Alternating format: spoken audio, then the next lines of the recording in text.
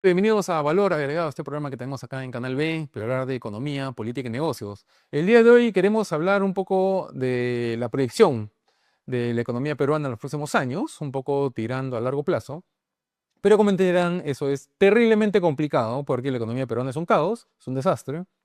Hay mucha incertidumbre y depende de muchos factores internacionales. Vamos a tener a dos invitados. Una es Berit Knudsen, que es analista política internacional, bastante conocida. Bueno, ella habla en medios cada cierto tiempo. Y a Paul Laurent, que es ensayista y autor también. Y tiene varios libros de economía y también filósofo.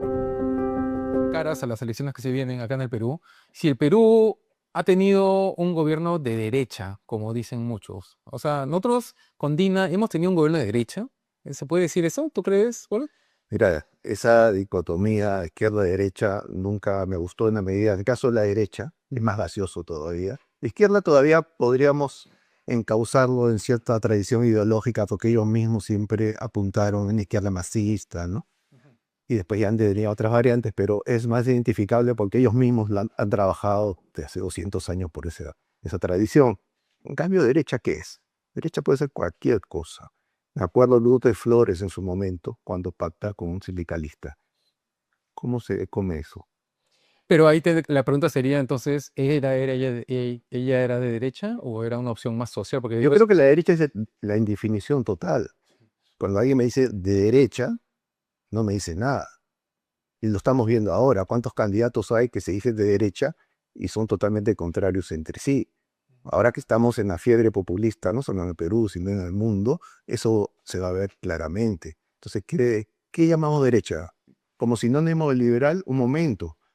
Lo liberal siempre estuvo aparte de izquierdas y derechas. tiene que haber algo que te tache, como que haces esto, no eres derecha, lo siento mucho. Claro, Como por ejemplo, debería, rescatar a Petroperú. debería, ¿no? Vamos a rescatar una empresa pública privada. Pero todo el mundo tiene miedo de hablar, ¿no? Que hay que cerrarla o venderla. Te decoran, se van por el costado, ¿no? Pero no definen. ¿Y ¿A eso ti, cómo se a ti define? qué te parece? Lo que pasa es que coincido contigo en el sentido de que derecha e izquierda perdió todo sentido, ¿no? O sea, yo veo que hay países autoritarios, un poquito menos autoritarios, en vía de autoritarismo, ¿no? Y por otro lado tienes países más liberales. Yo defiendo la libertad, punto de vista. Si lo quieres analizar desde el punto de vista económico, como tú bien lo dices, Petroperú, eso te marca una pauta. En todo caso, a quien ha tenido atrás Dina Boluarte es a muchos progresistas dentro de su gobierno, de muchos de muy baja categoría, ese es un poco de los problemas, pero ha dejado ser al gobierno. Y como bien dice en el informe que leímos, eh, los niveles de confianza están muy altos y esto es una de las cosas más importantes que necesita. Si no hay confianza, no hay inversión. Y un poco las proyecciones que están haciendo es que este año tenemos confianza, va a haber un crecimiento de 3%, que no es tan alto, porque con los superprecios de los metales deberíamos estar un poquito más alto O el doble. y se repite en 2026 y comienza a bajar en 2027. Esas son las proyecciones. Y yo creo que son muy este, de alguna manera sesgadas en un punto de vista muy nacionalista. O sea, cuando miramos el Perú, la gente se olvida de que está el mundo, y cuando analizamos el mundo le importa poco el Perú porque somos una cosa chiquitita, por eso nos hemos sacado el premio del 10% con Donald Trump, ¿no? Pero yo sí creo que la guerra comercial y la guerra monetaria que se está dando en este momento entre Xi Jinping y Trump, porque son dos titanes que se están enfrentando, acaban de dar un plazo de un año, no han llegado a ningún acuerdo. No, porque en la foto han dicho, o sea, en los periódicos sale la foto de los dos saludándose y supuestamente ya llegaron a un acuerdo, dicen, ¿no? Sí, es una tregua por un año, no hay ningún acuerdo. Entonces, en esas condiciones, aquello que se ha acordado, vamos a respetarlo. Y Xi Jinping, yo sí creo que es una persona de palabra.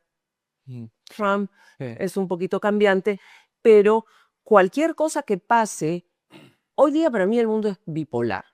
Y debajo de esta bipolaridad tenemos a un Estados Unidos que no quiere hacer coaliciones, mientras Xi Jinping está llenándose de coaliciones y con potencias emergentes como podría ser Rusia. y las guerras no acaban. La confianza. Nosotros habíamos estado en tramo negativo, eso lo mide el BCR, ¿no? Todos los meses. eh, en tramo negativo desde la pandemia, básicamente, ¿no? Desde que fue la pandemia, la confianza empresarial en la economía peruana está en tramo negativo, en su punto más mínimo ha sido en el 2023, y de ahí ha estado creciendo, ¿no? Hasta el mayo del 2024, donde ya hemos estado en tramo positivo, ¿no? Y hemos seguido creciendo un poquitito, estamos en 55.6, que es casi nada, pero Pero tú ves que la confianza aumenta, inmediatamente comienzas a ver proyectos de construcción. ¿Por qué? Porque los proyectos de construcción son cortos, pues no sabemos hasta cuándo voy a confiar en ti, ¿no? Entonces, un proyecto grande, un edificio puede ser 1 año y medio. Entonces ya te doy, me voy a cuidar. un constructor o sea, inicia un proyecto y no sabe cuándo diantres se lo podrá entregar, ¿no? No, sí, yo estaba en el negocio de construcción Sí. y acabo de hacer 2 inversiones en tiempo de Dina Boluarte y tú dices, comienzo acá y termino acá porque si no, puedes morir. Entonces sí hay maneras de controlarlo. A veces lo que no controlas un poco, y ya con la experiencia lo consigues, son los presupuestos que siempre los arquitectos vuelan, ¿no? Te dicen 100 y resulta... Pero los controles de las municipalidades, por ejemplo, Las regulaciones. las regulaciones de la municipalidad. Te digo, desde el momento que tú comienzas todos los trámites y una vez que te dan la conformidad para que tú arranques, un edificio chico lo haces de hecho en 1 año, un edificio grande 1 año y medio. Ok. Ahora que estamos en China, porque mucha gente te dice, ah, ya ves, mira cómo China, o sea, desde el comunismo que tuvo éxito y ahora se está comprando cosas en el Perú. China, ¿podemos decir que es comunista todavía? Mira, China no es una novedad en la historia que tenga un nivel de desarrollo o de progreso espectacular. China siempre a lo largo de los 2000 años o más ha tenido esos picos de espectacularidad. Marco Polo, ya te menciono uno, pero cuando el Imperio Romano era el Imperio Romano, China era más que eso, ¿no? Entonces, cuando Adam Smith escribía Las riquezas de las naciones, ¿a qué ejemplo de país desarrollado colocaba? A China. No solo a Smith, todos los ilustrados veían el auge chino, el progreso chino. Después eso va a caer, porque China va a caer en una decadencia de 2 siglos prácticamente, ¿no? Y eso es lo que hoy día conocemos, la decadencia, pero a lo largo de su historia, ¿Te refieres a la decadencia con la revolución de Mao? el siglo, no solo Revolución de Mao, que eso ya fue el colmo de los colmos, porque hubo una hambruna espectacular, que no se sabe si murieron 30 o 60 o 80 millones de personas en los años 50, pero el siglo XIX hubo la guerra del opio. O sea, viene una desintegración del país que va a durar del siglo XIX al siglo XX, pero antes de eso, China era realmente un lugar atractivo, siempre lo fue. Entonces, y uno puede partir de la idea, realmente para los chinos el Partido Comunista, que es una dictadura de partido único, ¿es un partido comunista como un occidental lo puede entender o es una dinastía más de las tantas que ha tenido? Ese es un punto bien interesante. Habrá que leerlo, hay que afinar ahí, ¿no? No que Tiene que haber sido, o sea, claro, tiene que haber sido un país, digamos, boyante, porque tiene una cultura milenaria bastante rica, ¿no? además es un país siempre con millones de personas, siempre lo fue. Pero yo trabajé con China, tuve un trader con China, tuve la oportunidad de entender un poco más lo que es China. Entonces, si tú te vas y me dices China, Shanghai, una maravilla. Es una realidad. Sales, todo es un desastre. Si tú, así con cualquiera de las ciudades grandes, la pobreza en China es 60%, o sea, no es poca cosa. Entonces, hay una gran diferencia entre lo que es el campo y lo que es la ciudad. Y cuando tienes un país de 1.440 millones de habitantes, o sea, tú tienes que medir el PBI per cápita, no, porque mientras en la ciudad ganan más o menos unos $550 per cápita, ¿no? Ese es el sueldo promedio. En el campo son 26.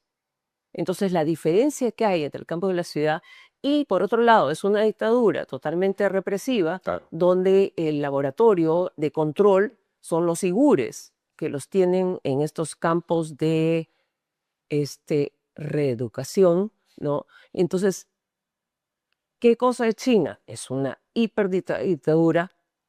Como estructura política, son comunistas, o a veces le llamamos socialistas, a mí lo mismo le llamo comunistas, si es más fácil, pero en términos económicos son capitalistas por haber encontrado. Pero siendo capitalistas, la manera como se invierte es completamente distinta a la manera como se invierte en Estados Unidos, que es la meca del capitalismo.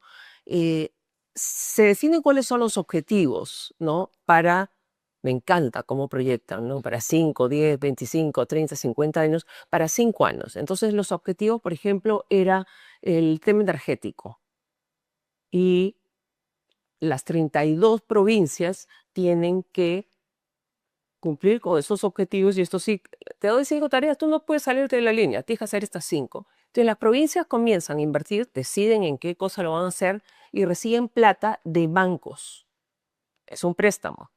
Pero bancos chinos. Bancos chinos, pero bancos chinos. Tú sabes, Xi Jinping no te perdona un centavo. Claro. Entonces, tienen un préstamo y comenzaron todos, se hicieron como 10 centros industriales solo de celdas solares. Y le dieron de alma. Y todas las provincias están compitiendo. En ese momento tienen tantas celdas solares como el doble de la demanda de celdas solares que se necesita. Entonces, como ellos tienen la competencia entre ellos, porque si hay competencia de mercado interno, entonces comienzan a bajar los precios, pero no pueden pagar los préstamos. Y en ese momento las provincias están en problemas con este tipo de medidas. Entonces, ¿tan libre es el mercado? No. ¿Son capitalistas? Sí. Pero es como Claro, siempre siguiendo lo que dice el Partido Comunista. No. Lo que Claro, pues dice eso justamente te iba a comentar, o sea, ¿qué tan capitalista es esa realidad? Yo creo que es excesivo llamarlo capitalista, ¿no? Porque con occidental el capitalismo, ¿qué es? Mezcla de libertad económica con respeto a derechos individuales. Es en China, los derechos individuales de un plumazo se borra. O sea, para ellos eso no es lo importante. Lo importante es, crecemos o no crecemos, a como del lugar, ¿no? Entonces, para eso necesitas ¿qué? Una autoridad fuerte, a que los derechos no les interese un raba. Eso para un occidental es imposible. Los derechos importan. Entonces lo hemos visto en la pandemia. Totalmente. La pandemia ha sido clarísimo. Pero acabas de decir propiedad privada. 2 segunditos, como me rompo, acaba de decir propiedad privada. Sí hay propiedad privada. Claro, pero no hay seguridad que siempre sea privada. Entonces, Claro, porque tanta seguridad hay habla de la propiedad de privada. garantía de propiedad privada. La población de China no confía en el gobierno porque han tenido tantas inflaciones, su dinero se ha devaluado tantas veces que no te lo doy. Entonces, no, el gran problema de China es el consumo interno, no hay consumo interno. Entonces comenzaron a hacer unos departamentos, la gente compró, se hizo el boom de la construcción y en ese momento se cayó. La empresa más grande, que es Evergrande, por coincidencia, quebró. Entonces, el tema inmobiliario te da la oportunidad de propiedad privada, no. Y el otro problema es que sí hay empresas, pero cualquier excusa, al casi estilo ruso, si a Xi Jinping no le gusta, te cambia la regla de juego y te acusa de alguna cosa y terminas en problemas. Por eso mismo no encaja dentro de una visión de capitalismo perfecto. Pero Sí, posible. tú has dicho que bueno, para un occidental eso no es pensable, pero en Europa estamos viendo que hay un viraje en esa dirección. Desde el siglo XX, desde la Primera Guerra Mundial prácticamente, Europa renunció a un esquema pues, de apertura liberal, ya ni siquiera capitalista, liberal en esencia, y se amoldó un esquema donde el Estado tiene una presencia muy grande y le cuesta hoy en día sacudirse de ese esquema. Por eso es interesante esa manera de pechar que tiene Trump a Europa, porque la puede poner en vereda, puede hacerla reaccionar. Europa tiene un potencial de crecimiento brutal y no está ahí paralizada. Cuestiones simplemente que prefiere un Estado benefactor donde todo queda medio. Todo queda medio porque hay que mantener seguridad social, todo un esquema en el cual la gente necesita siempre no arriesgar en la vida porque todo tiene que estar seguro. Y al final, ¿qué es lo que tenemos? Sí, aparte, este es el estándar que ellos quieren para el mundo, ¿no? Porque, digamos, tienen intervenciones de Perú, por ejemplo, en el cual pretenden que nosotros sigamos... O sea, la Europa que hizo que el mundo la mirara, no es esa Europa. La iluminación se acabó, ahora se han apagado. Ese sería o sea, se están apagando. Y yo lamento mucho, porque Europa no es poca cosa. Y si vamos a ver más o menos, Estados Unidos tiene 26% del PBI mundial, China tiene 17%, pero la Unión Europea tiene 17%. Y si tú juntaras a todos los países europeos que no están dentro de la Unión, llámese Suiza. Inglaterra, Suiza, Noruega, no es poca cosa, ¿no? Podrías llegar a más de 20%. y casi emparejar a los Estados Unidos. O sea, el potencial es ese. Pero el tema es que no han desarrollado la industria. Han estado muy preocupados con este estado de bienestar que estuvimos hablando antes, Burbuja. con papá Estado que tiene que mantenerte, donde mucha gente, primero, o sea, la educación es el Estado te mantiene. Entonces, como el Estado te mantiene, a veces la gente decide, bueno, prefiero $400 en trabajar que estar, porque ahora tenemos esta generación de cristal que no le puedes decir nada. Entonces, realmente el problema de fondo que tiene es que tiene un sistema de bienestar social que no lo pueden pagar. Es como que tú quieras tener un BMW, pero no tienes plata Bueno, pero para un... depende del país, ¿no? Porque España claramente no lo puede pagar, siempre está en problemas. Pero Alemania, por ejemplo, sí tiene, o sea, está en problemas, pero no es como que no puede pagar. Alemania tenía el nivel de deuda más baja porque la Constitución te prohibía y tenía 67% sobre su PBI de deuda. Ahora acaban de cambiar la Constitución con Merz porque Alemania está en verdaderos problemas. Y si pensamos que la tercera potencia mundial como país es Alemania, no estamos hablando de poca cosa. Y Alemania es un referente muy importante. Y luego tienes, por ejemplo, Francia, que todos, Francia, Italia, España, Grecia, Bélgica, todos están sobre el 100%. No. Y la deuda en España, y siempre lo pongo de caso, de la seguridad social, el monto que se han gastado del seguridad, es 5 veces el PBI. No podía creer cuando veía esa cifra. Ese es el estado de Está bienestar. mantenado por el Banco Europeo. Claro, entonces no tiene mucho que ver, pero por ejemplo en Bolivia, Bolivia no sé cómo lo van a reflotar, porque lo han dejado seca, porque han agarrado los fondos hasta de los bancos. O sea, ellos han echado mano. Las pensiones también. Ahora, en Inglaterra, por ejemplo, que no es parte, digamos, de tiene otra orientación, ¿no es cierto? Y ellos históricamente siempre siempre han estado en la punta de lanza del desarrollo de nuevas tecnologías, de nuevas industrias, pero ahora últimos han quedado, más, o sea, en los últimos, desde Thatcher, creo, Igual. han quedado ahí. No, otros países las estrellas, ¿no? Polonia, ¿no? Y por ejemplo, no se habla de Polonia, porque Polonia es un país que está en un proceso muy desigualote, ¿no? Hay un proceso del mercado muy intenso, donde que quieres como emprendedor buscar algún país europeo donde todavía existe un emprendedor nato, es Polonia. Y hay chinos también, pero el polaco no pierde la presencia, a pesar de la competencia china, ¿no? Con todo este drama de Rusia y demás, Polonia incluso se arma. Y está en una posición, no voy a decir que está a nivel de Rusia, pero está mejor al lado que muchos otros países mucho más grandes. No, hoy día es casi la potencia armamentista de Europa. Quiero que ese primer lugar, tiene primer lugar. Y si no lo tiene, Si lo- va a llegar bien rápido y va a pasar con creces. Entonces, ¿cuál es el problema, por ejemplo, de Alemania? Alemania lo que está haciendo, como perdió en su mercado número 1, que era el automovilístico, lo va a transformar a vehículos de guerra, porque no le queda otra cosa, y eso es lo que ha dicho Merz. Pero Merz, el primer ministro de Alemania, dijo algo que me encantó. O sea, el problema de Alemania es que los alemanes no están trabajando, no estamos investigando, no estamos desarrollando la industria, y aquí nos tenemos que poner a trabajar. Eso no Me me gustó. Tenemos que mirar a Japón, no digo a China. Tenemos que mirar a Japón.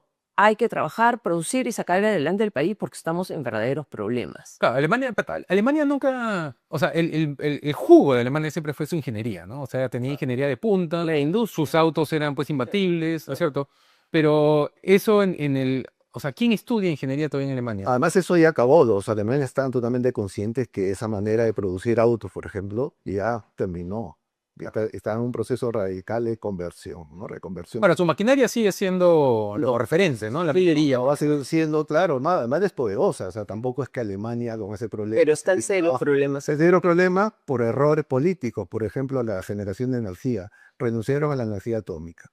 Y es un error garrafal. Ese es Por presión ambientalista, ¿no? Por cuestiones ideológicas, la fantasía verde, y le salió carísimo, le salió tiro por la culata, y se han puesto tercos en ese tema porque no van a volver, siguen ahí, eso cuesta, ¿no? Bueno, Alemania ha sido cada vez más verde, ¿no? O sea, cada vez más ambientalista, cada vez No, más en fanática Europa. del tema. Lo que pasa es que el problema con Europa es que tienes a la Unión Europea, el Parlamento Europeo, pero tienes o sea, el Consejo Europeo. El Consejo Europeo no es elegido por el Parlamento Europeo, por lo tanto no es elegido por los... Y Por el todo, pueblo, te refieres. todo lo que sale de la ONU, Agenda 2030, copy-paste, no sé si ellos lo hicieron o se lo pasaron o cómo sucedió, pero están sumamente metidos en la Agenda 2030, que suena muy bonito por lo que dice, pero si te pones a analizar lo que no dice, la palabra libertad no existe. Solo la usan una vez para agua libre e impurezas, ¿no? A mí hay una cosa que me llamaba la atención de toda la agenda, o sea, las agendas que le van cambiando de nombre, ¿no? Le van cambiando de año. Lo que pasa es que dice que ya no van a cumplir. Claro, Así de entonces le van pateando, le van pateando. Pero una cosa que me llama la atención es que hay muchos temas que se cruzan. Entonces te dicen, sí, reducir la pobreza es un súper objetivo, ¿no? Pero tienen otro objetivo al costado que, por ejemplo, es incrementar la desnutrición. Pero la desnutrición es un componente de la pobreza, ¿no? Entonces, cuando dices que vas a reducir la pobreza, ya estás incluyendo el tema de la nutrición, de la educación, de todos los componentes que nosotros sabemos que influyen en la pobreza. Entonces, ¿para qué le ponen, o sea, para qué lo ponen como un objetivo separado, ¿no? Y así hay un montón de otras cosas también que se cruzan, ¿no? Claro, el tema es que no existen, y tú que eres economista, yo no lo sé, no lo soy, pero no existen verdaderos indicadores. Y hay economistas que he leído que dicen, no hay manera de medir esto. Reducción de la pobreza tal vez sí, pero en general los 17 objetivos no se pueden medir. Entonces la reducción de emisiones, que podríamos decir, ¿qué es lo que hace la ONU? O sea, se ha gastado como 70.000 millones de dólares para reducir las emisiones y con esta onda verde. Y en 10 años han reducido 1%. Entonces, hay un sinsentido. Entonces, tenemos acá, estamos hablando a la vez de dos elefantes blancos, que estamos hablando de la ONU, que no funciona, inoperante, y que lleva a Europa y crea este Consejo de la Unión Europea, que no es elegido por el pueblo, que toman todas las decisiones, el Parlamento no puede proponer ni una sola ley. Entonces, ellos están tomando entonces llevan a esta onda verde, pero hoy día tienen el gran problema de que sí es un verdadero riesgo Putin. Entonces, Polonia, que ya conoce la historia con la Unión Soviética, no se le va a jugar y se ha dedicado a armarse. Además, él tiene un territorio ruso que está en la parte norte de Polonia. Entonces, Kaliningrado, que está. Clave. Entonces, ahí los tiene vecinos. No, aparte han tenido una historia pues de migración, ¿no? No, no de migración, sino que durante la Segunda Guerra Mundial, ¿a quién atacaron primero? Rusia, que en ese momento estaba aliada con Hitler, atacaron Polonia. Bueno, aliada, no sé si es la palabra, ¿no? Sí, Está... sí. Sí, apropiadas a no atacarse, digamos, ¿no? Y después, no. Yo me acuerdo, le pregunté al chat GTP sobre el tema, porque había justo escrito sobre el asunto y había usado la palabra aliados, y es que eran aliados. Y me dice, no, no, no, no. No eran aliados, o sea, tenían un trato de mutuo... Se reparten con un país y no se tocan, ¿no? Y el acuerdo de Molotov, ¿qué es? Es antes de la guerra, un mes antes, una cosa así. Claro, en los hechos lo era. Formalmente no se le reconoce como aliado, pero en los hechos jugaron en pared. Ahora, ¿qué es el inicio del fenómeno polaco y económico que estabas mencionando hace un rato? O sea, ¿qué pasó para que empezaran a crecer tan fuertemente? Porque si uno ve las cifras, uno ve un punto en que empiezan a... Bueno, en general, después de la caída de la Unión Soviética y del bloque comunista europeo, bloque oriental, la mayoría de los países de esa parte del mundo, de parte de Europa, empiezan a asumir políticas de mercado. La gran mayoría de países, ¿no? Y Polonia, obviamente, tiene una dimensión, el tamaño del país es grande, pero si empiezas a ver en los años 90, países que empiezan a crecer. De la República Checa, Hungría no, República Checa tiene... Sí, pues eso estaba pensando, el contraejemplo es... Y otros países por ahí que no me vienen ahora a la mente, de repente hay un freno. ¿Por qué se da ese freno? ¿No? Las regulaciones de la Unión Europea. El costo de pertenecer a la Unión Europea. Polonia, quizás por la dimensión del país, quizás por otras exigencias, Polonia en los últimos años, 15 o 20 años, empieza a dispararse. Quizás sea el único país que de los 90 asumió un crecimiento al margen de la Unión Europea. O jugó siempre de manera conflictiva con la Unión Europea, para ser más precisos, ¿no? Y ha tenido gobiernos, según la prensa, de ultraderecha. Pero hay que afinar también.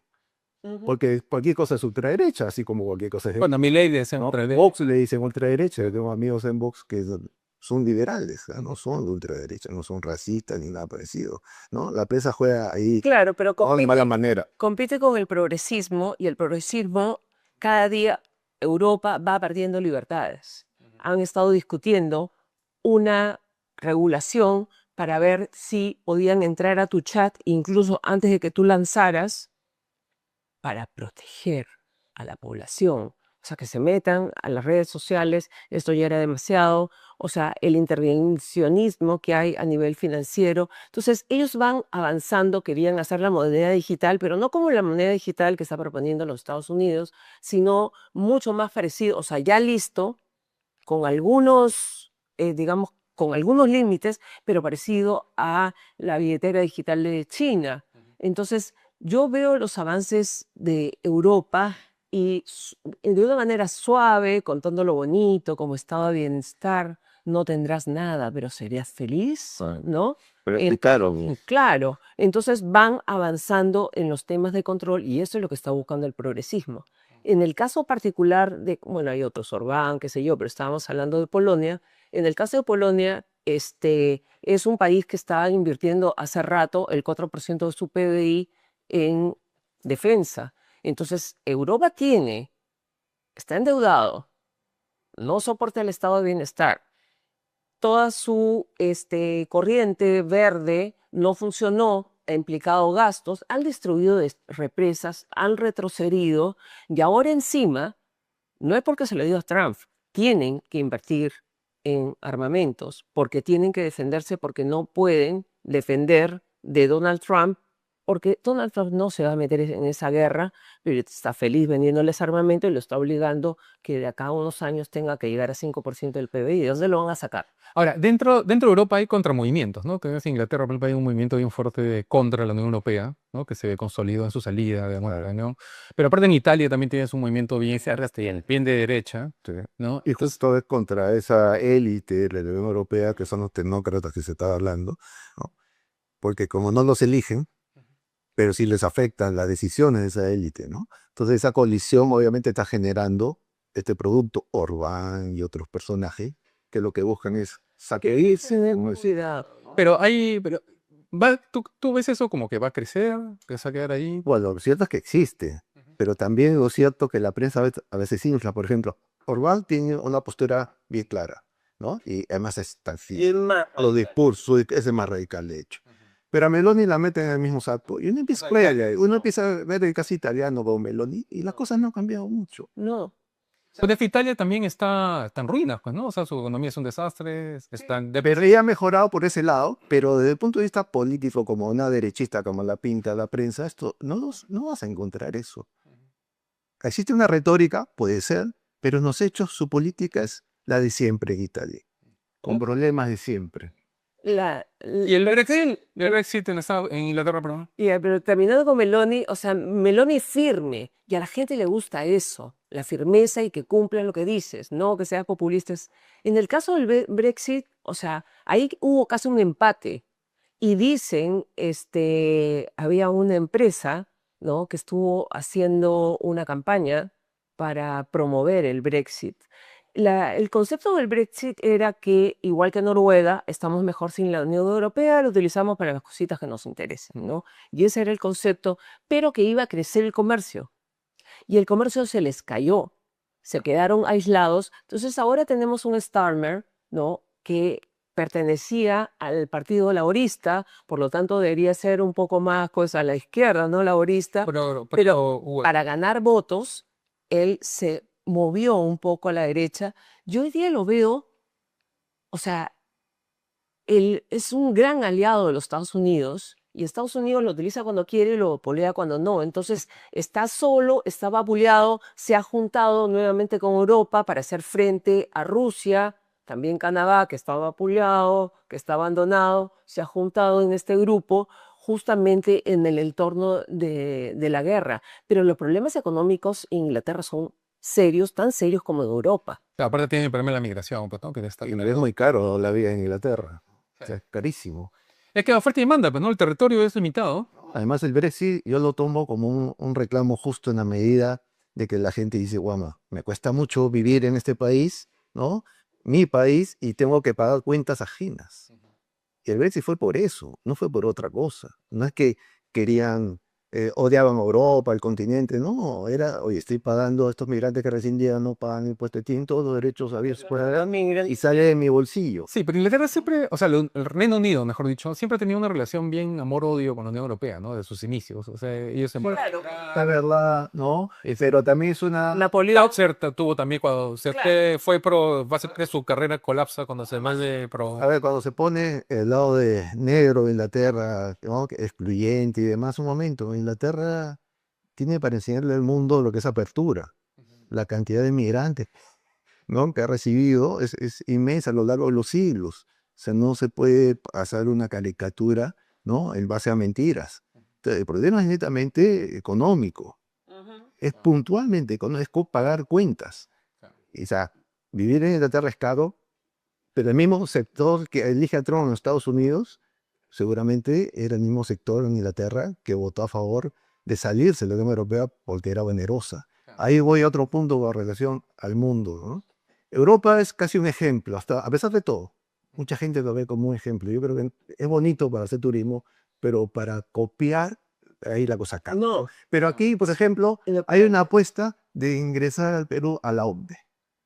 ¿No es eso también parte de ese error? ¿A la qué, perdón? A la OCDE. OCDE. Ah, la OTE, ok. O sea, estamos fantaseando con una Europa que no es totalmente ajena, si es cara para ellos, y nosotros que estamos todavía en pañales, que obviamente estamos mejor que hace 30 o 40 años, pero que todavía nos falta mucho para capitalizarnos como país. O sea, si apostamos a esquemas como OCDE, lo único que vamos a lograr es cortarnos nosotros mismos las piernas. Pero aquí en los Unidos, porque la comunidad andina es un chiste. O sea, ahora que están postulando al Parlamento andino, o sea, me parece es un insulto, ¿no? Porque todo lo que ganan, en fin, no hacen nada. Pero aparte está el hecho de que, ¿qué otro grupo tenemos? ¿No? La Alianza del Pacífico, que en un momento fue una alternativa interesante, En el año colapsó. 1980 se propone el ALCA, que era una propuesta de los Estados Unidos en la Organización de Estados Americanos para que todos los países se unieran, ¿no? Pero tienes el bloque antiimperialista, que ahora se llama antifascista, entonces hicieron fuerza común y en ese momento, o sea, y peor, años más tarde, años 80, Fidel Castro estaba en el poder ya hacía rato. Si te pones a pensar en el año 85, 86, Alan García viaja a Cuba para negociar que no se pagara la deuda externa, nos volvimos inelegibles y decidió estatizar la banca. Y esa era un poco una corriente muy fuerte mientras Estados Unidos buscaba una especie de Unión Europea que nunca se dio. Y lo más interesante y la prueba de esto es que todo este grupo ahora le llaman el grupo soberanista porque es la soberanía nacional y la soberanía popular no existe, entonces le dicen soberanistas, pero todo este grupo que está en una marea roja crean la CELAC, y la CELAC no es otra cosa que dejamos fuera, tenemos hasta México, todo esto es CELAC y Estados Unidos fuera, pero para no hacer tanto escándalo, sacaron también a Canadá porque tenían que poner la raya en alguna parte, y entonces... ¿Y qué pasa en Latinoamérica que no se puede formar un grupo? O sea, se forma la comunidad andina, no sirve para nada. Se forma la Alianza del Pacífico, se cae. Te formas para... UNASUR se desaparece. Se juntan para desunirse. Claro, o sea, ¿qué pasa con la mentalidad latinoamericana que no permite un bloque que funcione? Porque no hay una tradición de apertura de mercado. O sea, lo que desde los 90 vivimos es inédito. Es inédito. O sea, un país que apuesta al mundo, que quiere globalizar sin insertarse en el concierto internacional, eso es relativamente nuevo. Para encontrar algo parecido, uno tiene que retroceder 100 años en la historia del Perú, por ejemplo, ¿no? Pero no solo del Perú, quizás Argentina. Argentina se va a abrir... Política drástica, Claro, claro, exactamente, que es mal llamada aristocrática. Claro, Muy mal llamada, porque es un momento muy interesante porque el mundo era un mundo de democracias religiosas en ese momento. ¿Qué otro libro le ponen en esa etapa de crecimiento? Tiene otro nombrecito ese etapa. Palaz. Fala, ahí está. ¿no? Por lo de Guano. Sí, ¿no? sí. Que es verdad. En Perú. Sí, sí. Claro. Yo seguí en Argentina. Es cierto, pero por ejemplo, en el caso de Argentina, Argentina es el crecimiento más espectacular. Fue potencia mundial, estuvo dentro de la seca potencia Estuvo- mundial. ¿Y eso por qué se dio? Porque hubo un consenso de las élites políticas, básicamente, de establecer ciertas pautas, ¿no? Estado de Derecho, el respeto de propiedad privada, y eso va a durar hasta el año 30, y Plus, se rompe. falta un detalle. Plus, en ese momento era Reino Unido. O sea, Claro. creció de la mano del Reino Unido. Entonces, bien interesante, yendo al día de hoy, en ese momento Reino Unido es lo que Estados Unidos es hoy. Eso no, claro, Más o menos. la policía del mundo, claro. Claro. Entonces, ahora que Estados Unidos me da la impresión como que Trump quiere replicar eso, porque si fue potencia mundial en algún momento lo puede volver a hacer. Y algo parecido como lo que nos pasa a nosotros en el Perú, que nos metemos cada vez solos. ¿Por qué? Porque estamos creciendo 3%. ¿Con la ayuda de qué Estado? Ninguno. Al Perú le das libertad, invierte, si le das confianza y salimos para adelante. ¿Hay que romper con la informalidad? Sí. ¿Pero quién debe romperla? ¿La empresa privada o el Estado? Esa sí es chamba del Estado, Claro, ¿no? porque- Entonces, crear las condiciones. Entonces, yo veo... Pero el Estado no lo va a hacer pues, por iniciativa, por voluntad de la Es gente. que hay ¿no? O una sea, trampa ahí, porque claro. a ver, la informalidad no es porque la gente sea perversa, decía, Ah, no, y no. no me gusta, ¿no? Amanecer una masa de fastidiar, por no usar otra palabra. No, la informalidad porque simplemente es muy caro ser formal. Es, Tienes que vivir, ¿y quién lo revisa? tienes que pagar, obviamente, el político. Es El el Estado. chapado político. Ya, pero a eso voy, o sea, A eso me refiero. ¿qué tan políticamente viable es querer ser, o sea, desburocratizador? O sea, Carlos Spa, por ejemplo, que está hablando de reducir el Estado, en fin, está hablando de deshacerse de Petroperú, de reducir los ministerios. Pero ¿qué tan viable es él como político? O sea, tiene 2% de intención de voto, creo. Sí, pero de que menos lo tiene. Hemos tenido un presidente elegido y la opositora también. Si suma los dos en primera vuelta, a la justa llegaba al 17%. O sea, parece que ese es el caos que vivimos. Claro, pero si tenemos, o sea, si pones a los candidatos en orden, Carlos Zapata tiene que estar en puesto 8, creo. O sea, ese discurso que él tiene, ¿Qué es lo más disruptivo que hay? ¿te parece? Sí, ¿por qué? Porque todo lo demás ofrecen todo lo contrario. Pero Butters, por ejemplo, es disruptivo en el sentido completo de la palabra. O sea, dice cualquier tontería. Es televisivo, pero no disruptivo intelectualmente. Pero sí, pues está hablando de ser autárquico, o sea, completamente No, sí, él le gusta, o sea, de que el país no, el Perú no conversa con nadie. No, no, es grandilocuente, le encanta Grandilocuente. echar pedo. Sí, le gusta exagerar todo lo que dice, porque todo es así, todos son amigos, yo conozco medio mundo y me quieren, y mi pata, y Fonquilla no lo es. Pero un poco lo que pasa o sea, en el Perú, qué lamentable esta inestabilidad política que tenemos, gracias a Vizcarra, se empeoran un poco las cosas. Yo, seguramente a mucha gente de tu programa no le va a gustar lo que hoy voy a decir, pero yo realmente me hubiera quedado con PPK, porque comparado con otros dice, Odebrecht, de lo que se le puso es un punto, comparado con todo lo que ha habido y con lo que ha sido Vizcarra, su sucesor. Y luego tenemos Merino y el escándalo que se hizo, y por favor Sagasti o admirador de terroristas. Y luego viene un terrorista. Claro, aparte, PPK cae por Odebrecht, pero Odebrecht está en el Perú desde el gobierno militar, ¿no? Hasta ahora. Pero eso Y es- sigue estándolo. Es una empresa grande. Ya, pero un ratito, ahí sí que hay que entender. Ahí ni se va. El caso no es Odebrecht, el caso es Lavajato en Brasil. Ok, sí. Entonces, y el caso Lavajato comienza exactamente el mismo año que entra Lula. ¿Y por qué? Y te lo explico porque es facilito. En ese momento, que creo que es el 2003, si mal no recuerdo, Chávez estaba desde 1999 y agarra el superboom del petróleo y comienza a financiar toda esta ola rosa. Y al costado estaba Lula, pero entendamos que el Foro de Sao Paulo se hizo entre Lula y Fidel Castro. Lula era como el alumno Ideólogo. aplicado porque era del Partido Obrero. Lula es totalmente, o sea, socialista, como le quieren llamar, totalmente rojo. Entonces, Lula trata de competir contra Chávez, porque él también pues quería, porque tú sueltas la billetera y tienes el control, la plata manda, ¿no? Entonces él crea esto que finalmente en las investigaciones se llama el caso Lavajato. Lavajato no es Odebrecht, son como 10 constructoras diferentes con algunas otras empresas anexas manejadas, ¿no? Con estos fines. Toco la puerta, Lula le hace el contacto, anda con fulano, sutano, no sé qué, y hacen un lobby y llegan a esto. Ese es el caso de Claro. Lavajato. Sí. Ahora, en el Perú, ¿qué tan? Porque te dicen que si necesitamos un Milei peruano, un Milei peruano. Ay, no. Eso, Ya hemos tenido. ya, o sea, ¿ya hemos tenido? ¿Quién habría sido?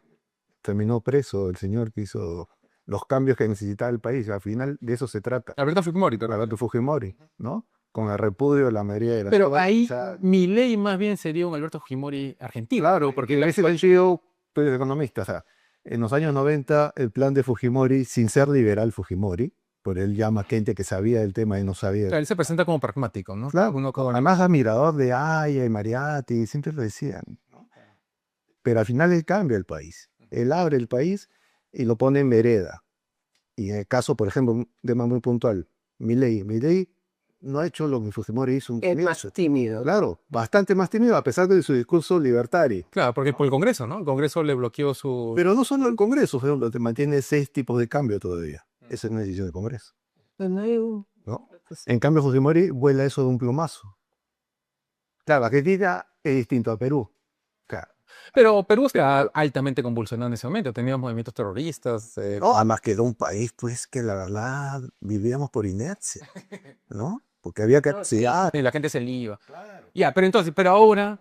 Esa, 1999, y hay que acordarse esa cifra, tuvimos 7000% de inflación. 89. 89. Al final el gobierno, el primer gobierno de Alan García. A ver, le voy a dar a Milei 7000% de inflación No llegó a eso. Claro, no llegó a eso. y terrorismo encima, urbano, porque ya estábamos con terrorismo urbano. O sea, yo la verdad es que creo que los peruanos somos unos héroes, ¿no? Las empresas... Lo que nos quedamos, ¿no? En el Perú. Además, el nivel de informalidad, que la mantenemos. O sea, no es que Fujimori inventó la informalidad, eso ya existía. Y de cierta manera nos salvó del hambre la informalidad, porque le comprábamos a la gente que... Pero la informalidad es, así como decíamos, un problema del Estado, que el Estado debe resolver. Es un problema que Pero genera te el Estado. demuestra, pero que te demuestra que el peruano se recursea, palabra muy peruana, y si quiere salir adelante, chambea, impone su negocio y Claro. es informal porque la formalidad, solo para poner un ejemplo, si tú te demoras un día en pagar tus impuestos, tienes que pagar una multa pequeña, mediana, gran empresa de, no sé cómo será ahora, pero en la época que yo tenía negocios, andaba por decirte casi $2000. Entonces, para mí, $2000 era oneroso, para alguien más pequeño, imposible de pagar, pero para la gran empresa se muere de risa, ya, pues entonces gano mis intereses en el banco y no te pago los intereses. Entonces, ese es el gran problema, pero ese sí es problema del Estado. Entonces, finalmente, el Estado no cumple con su rol, no hace nada. A veces este hacer nada lo que hace es que no nos permite más crecimiento, pero con un poquito de confianza de que no va a hacer nada, salimos adelante. Claro. Ahora, el peruano se recursea porque no tiene otra opción, ¿no? O sea, en España tú puedes vivir de ser desempleado eternamente porque hay una red de desempleo. Acá en el Perú, si te botan de tu trabajo, tendrás CTS porque ya lo sacaste Pero el antes. peruano sí tiene esa... Claro, y tienes que salir pues a vender Pero tenés- empanadas, aunque sea, por Los ser bueno. peruanos, si no existe, lo inventamos. Perdón, es otra mentalidad. Mientras en Estados Unidos tenían todo descartable, los peruanos iban y se traían los descartables y lo convertían en reusables. O sea, el peruano siempre está viendo la manera de salir adelante, de refugiarse.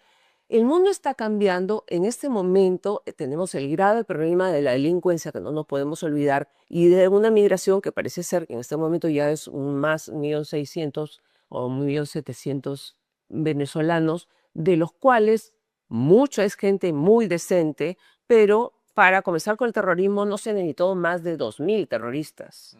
Así que con 2000 delincuentes ya comenzamos con este tema masivo. Entonces, esa inestabilidad, pero hay otro tema, y tú habías mencionado la migración.